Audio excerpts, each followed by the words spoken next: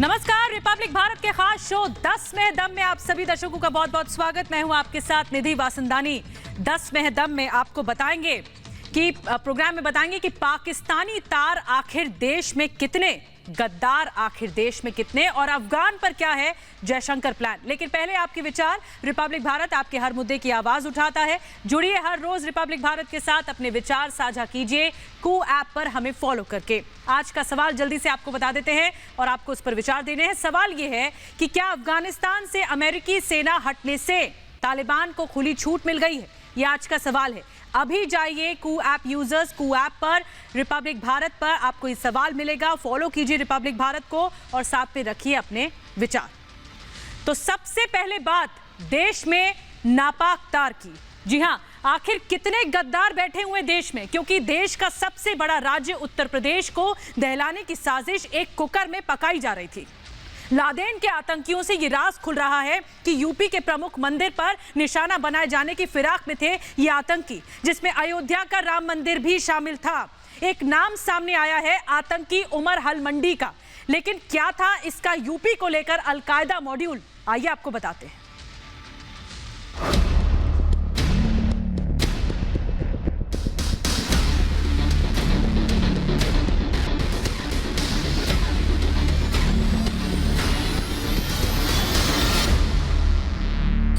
Cooker में पक रही थी विस्फोटक साजिश।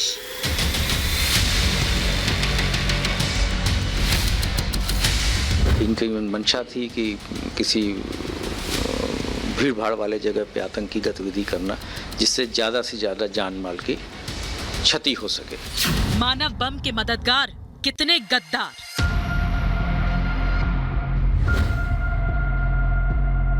जो इनपुट है, जो एविडेंस है, वो निश्चित है कि ये लोग जो है बाहर के संगठन से जुड़े हुए थे।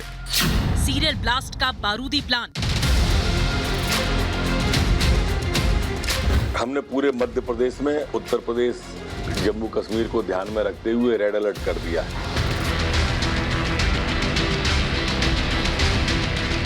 यूपी एटीएस ने अलकायदा के एक बड़े आतंकी नेटवर्क का पर्दाफाश कर दिया है। लखनऊ के काकोरी से अलकायदा आतंकी मिनहाज अहमद और मसीरुद्दीन को गिरफ्तार कर एटीएस पूछताछ कर रही है। आतंकियों के परिवार से भी पूछताछ जारी है। पूछताछ से जो बातें निकलकर सामने आ रही हैं, वो हैरान करने वाली हैं। अलकायदा के इन आतंकियों के निशाने पर यूपी के धार्मिक स्थल थे। आतंकियों की नापाक नजर अयोध्या, काशी और मथुरा पर भी थी। सूत्रों से मिली जानकारी के मुताबिक ये आतंकी मैसेजिंग ऐप व्हाट्सएप और टेलीग्राम के जरिए अपना नेटवर्क फैला रहे थे। एटीएस लगातार व्हाट्सएप चैट को खंगाल रही है और अब इस चैट से पाकिस्तानी कनेक्शन का खुलासा हुआ है।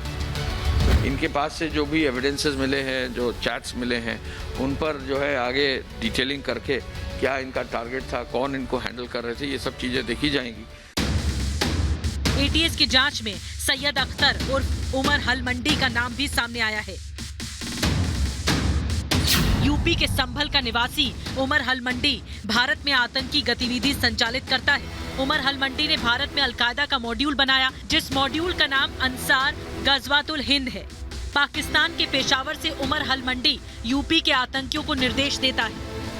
उमर हलमंडी ने कुछ जिहादी प्रवृत्ति के व्यक्तियों को लखनऊ में चिन्हित कर एवं उन्हें नियुक्त कर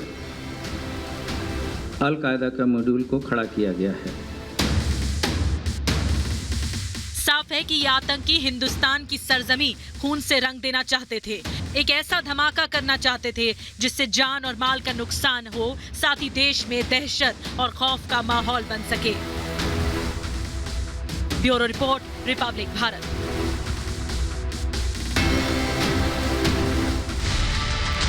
हमारी देश की सुरक्षा को लेकर इतना नाजुक मामला है, लेकिन विपक्ष राजनीति जरूर करता है। मायावती से लेकर अखिलेश यादव तक ने सवाल उठा दिए, लेकिन हैरानी तब होती है कि यही अपनी सरकारों के वक्त भूल जाते हैं कि राज्य की कानून व्यवस्था में वर्दी का रोल बड़ा होता है। जी हां, वो है पुलिस। लेकिन राज्य की इसी पुलिस पर अखिलेश यादव को भरोसा नहीं है। उत्तर प्रदेश की पुलिस पर भरोसा नहीं कर सकता। जो सबसे बड़े सूबे के प्रमुख विपक्षी दल के अध्यक्ष हैं, देश की सबसे बड़ी पंचायत यानी संसद के सदस्य हैं और 5 साल तक उत्तर प्रदेश के मुख्यमंत्री रह चुके हैं, वो कह रहे हैं कि उन्हें पुलिस पर भरोसा नहीं। उस पुलिस पर जिसने एक दिन पहले ही 2 आतंकियों के मंसूबे नाकाम किए और जाने कितनों की जान बचा दी। मैं उत्तर प्रदेश की पुलिस पर और खासकर बीजेपी की सरकार भरोसा नहीं कर सकता।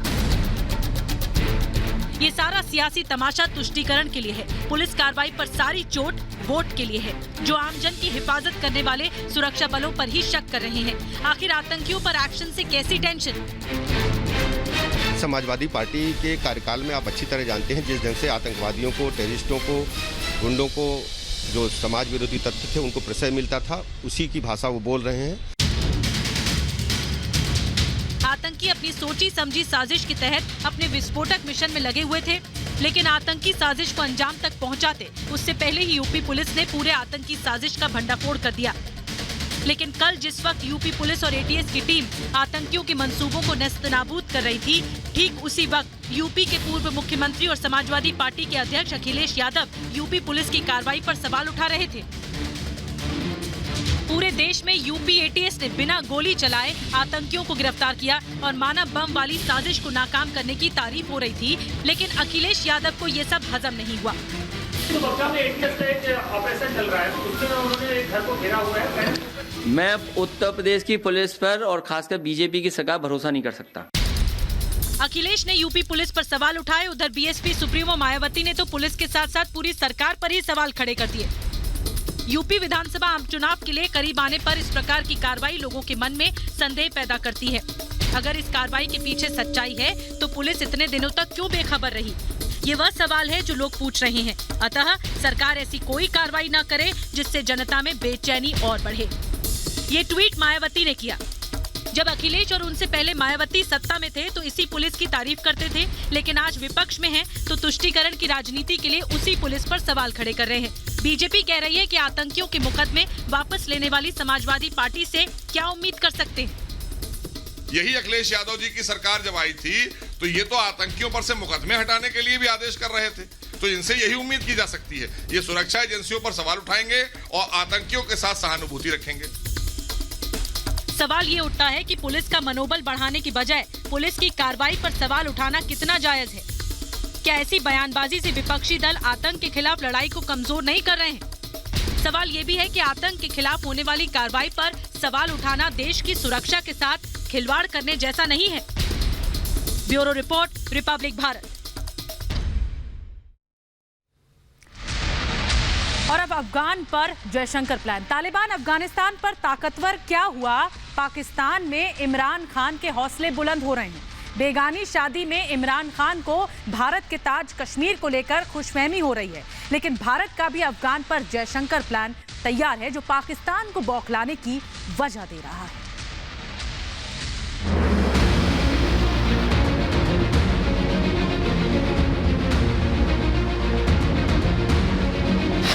अफगान में तालिबान, बौराया इमरान।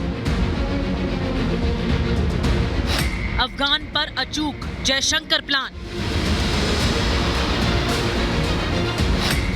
दूर होगा फितूर, नापाक खुशी काफूर। दुनिया में कहीं कुछ ऐसा होता है जिससे भारत के लिए जरा सी भी परेशानी हो तो पाकिस्तान बदहवास होकर नाचना शुरू कर देता है। जैसे ही अफगान में तालिबान ताकतवर हुआ, बेगानी शादी में इमरान दीवाना हो गया और खुशी 7वें आसमान पर पहुंच गई। लेकिन उसे ये नहीं मालूम कि भारत के विदेश मंत्री एस जयशंकर कैसे उसका नापाक फितूर दूर कर कुछ दिन की खुशी काफूर करने वाले हैं। अफगानिस्तान में धीरे धीरे तालिबान ही तख्त पर आसीन होता दिख रहा है। ऐसे में इमरान ख्वाब पाल रहा है कि अब उसे जम्मू कश्मीर में आतंकवाद फैलाने में मदद मिलेगी और भारत को अफगानिस्तान और चीन के साथ 3 नापाक मोर्चों से परेशान किया जा सकता है। लेकिन इमरान की नींद टूटती उससे पहले ही विदेश मंत्री एस जयशंकर ने नापाक ख्वाब तोड़ दिया। कतर के दौरे के बाद विदेश मंत्री एस जयशंकर बुधवार को रूस जाते जाते अचानक से ईरान पहुंच गए और अफगान के भविष्य को लेकर बड़ी भूमिका की नींव रख दी। भारत, रूस और ईरान अफगानिस्तान के भविष्य के निर्धारण में बेहद ही अहम किरदार साबित होने जा रहे हैं। विदेश मंत्री एस जयशंकर ने ईरान के विदेश मंत्री जावेद जरीफ के साथ मुलाकात की। अफगान में चल रही हलचल के बीच ईरान काफी अहम कड़ी है। जयशंकर ने ईरान के राष्ट्रपति चुने गए इब्राहिम रईसी के साथ भी मुलाकात की। इस मुलाकात के दौरान जयशंकर ने ईरानी राष्ट्रपति को प्रधानमंत्री मोदी का संदेश सौंपा। सूत्रों के मुताबिक एस जयशंकर ने ईरानी विदेश मंत्री के साथ मुलाकात के दौरान अफगानिस्तान के मसले पर गहन चर्चा की। बड़ी बात यह है कि जयशंकर और ईरानी विदेश मंत्री की मुलाकात से कुछ घंटे पहले ही ईरान की राजधानी तेहरान में अंतर अफगान बातचीत भी हुई थी। इस बातचीत में तालिबान और अफगान सरकार के प्रतिनिधियों ने वार्ता की। इस बातचीत पर ईरान के विदेश मंत्री ने भारत का भी जिक्र किया और कहा कि भारत के विदेश मंत्री ने राजनीतिक समाधान के लिए तालिबान और अफगान सरकार के बीच इस बातचीत को आयोजित करने के लिए ईरान को बधाई दी। रूस में भी विदेश मंत्री एस जयशंकर नापाक मंसूबों को ध्वस्त करेंगे और रूस के साथ भी अफगानिस्तान के मसले पर चर्चा के आसार हैं। अफगानिस्तान से अमेरिकी सेनाओं के जाने से बेहद खुश नजर आ रहे इमरान खान ने कहा था कि इस इलाके में बड़े बदलाव होंगे और भारत को बहुत नुकसान होगा, लेकिन भारत के विदेश मंत्री ने नापाक मंसूबों को ध्वस्त करने का पूरा इंतजाम और प्लान बना रखा है। जयशंकर के प्लान से इमरान की खुशी काफूर हो जाएगी।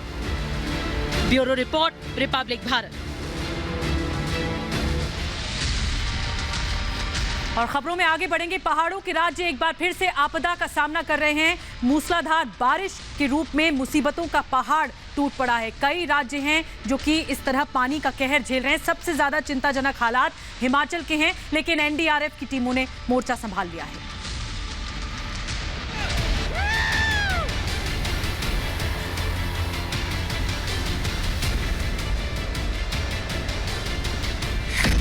आफत की बरसात, शहर शहर वज्रपात।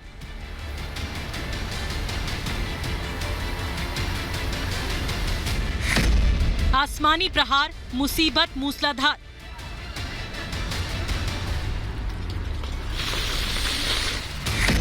धरती पर सैलाब बनकर टूट पड़े बादल।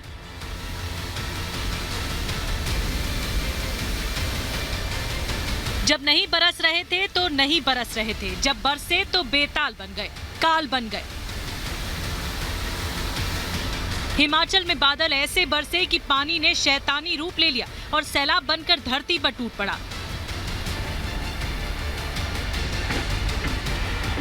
हिमाचल में आफत आसमानी हो गई, पानी की रफ्तार तूफानी हो गई। ऐसा लगा जैसे समंदर आसमान के रास्ते धरती की ओर चल पड़ा हो। जलधार के प्रहार ने त्राहिमाम मचा दिया।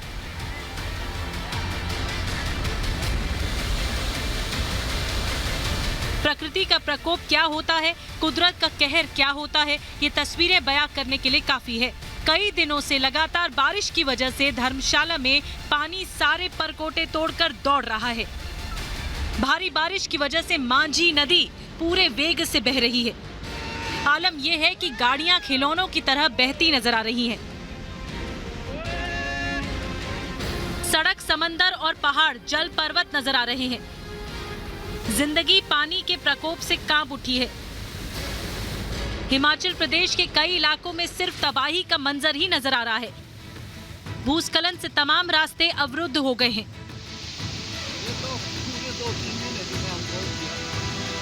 बारिश का हाल ऐसा है कि नाले, नदी और नदी समंदर का रूप धर चुके हैं।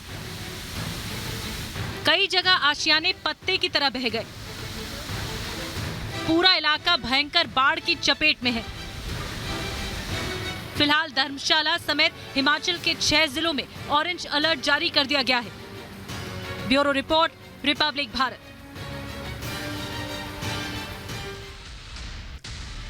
और अब उनके हुए जिनपिंग। जी हां, कोरोना फैलाने वाला चीन और तानाशाह वाला जो देश है किम का जो तानाशाह वाला देश उत्तर कोरिया 60 साल की दोस्ती की वर्षगांठ मना रहे हैं। संबंधों और एक दूसरे के प्रति निर्भरता को और बढ़ावा दिया जा रहा है, लेकिन कहीं ऐसा ना हो कि दोस्ती और हम साथ साथ हैं की आड़ में दुनिया में दुश्मन ज्यादा ना बढ़ा लिए जाएं।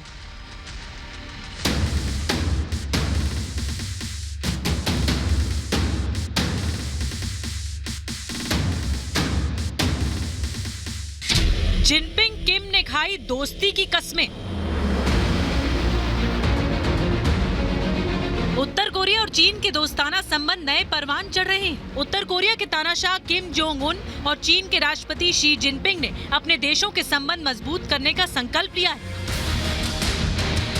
विदेशी दुश्मनों को मुंहतोड़ जवाब देने के लिए चीन और उत्तर कोरिया ने साथ साथ लड़ने की कस्में खा ली।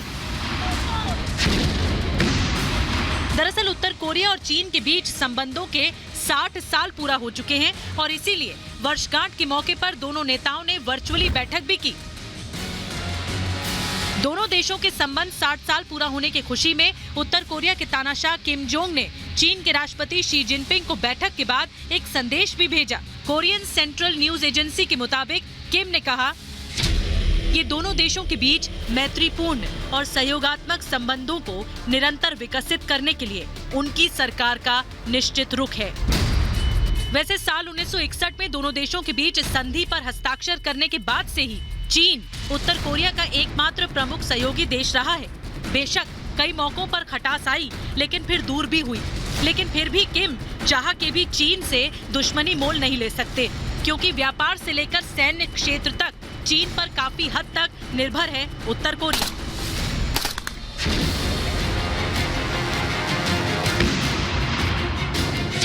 परमाणु हथियारों और बैलिस्टिक मिसाइल प्रोग्राम पर लगाए गए अंतर्राष्ट्रीय प्रतिबंधों की वजह से उत्तर कोरिया चीन पर ज्यादा निर्भर है। सैन्य हथियारों के लिए भी तानाशाह का चीन पर भरोसा बढ़ा है। वहीं अब उत्तर कोरिया में आयात होने वाला 90% माल चीन से ही आता है। बाकी का 10% दुनिया भर के देशों से आयात होता है। किम अच्छी तरह जानते हैं कि चीन कोरोना को लेकर पूरी दुनिया में संदेह के घेरे में है और कोरोना महामारी के कारण उत्तर कोरिया ने अपने देश की चीन के साथ लगी सीमा को पिछले 1 साल से बंद भी कर रखा है। लेकिन संबंध बिगाड़ने से नुकसान सिर्फ तो चीन और उत्तर कोरिया में दोस्ती की नई इबारत लिखी जा रही है। आगे बढ़ेंगे और आपको बता दें कि शो की शुरुआत में हमने आपसे सवाल किया था कूऐप यूजर्स के लिए कि क्या अफगानिस्तान से अमेरिकी सेना हटने से तालिबान को खुली छूट मिल गई है। ये आज का सवाल था। आपने अपने विचार रख लिए हैं और जिसके नतीजे पे आ चुके हैं। 95% लोगों ने हाँ में जवाब दिया है, वहीं 5% लोगों का जवाब ना में है। तो फिलहाल इसी के साथ 10 में है दम में आज के लिए बस इतना ही।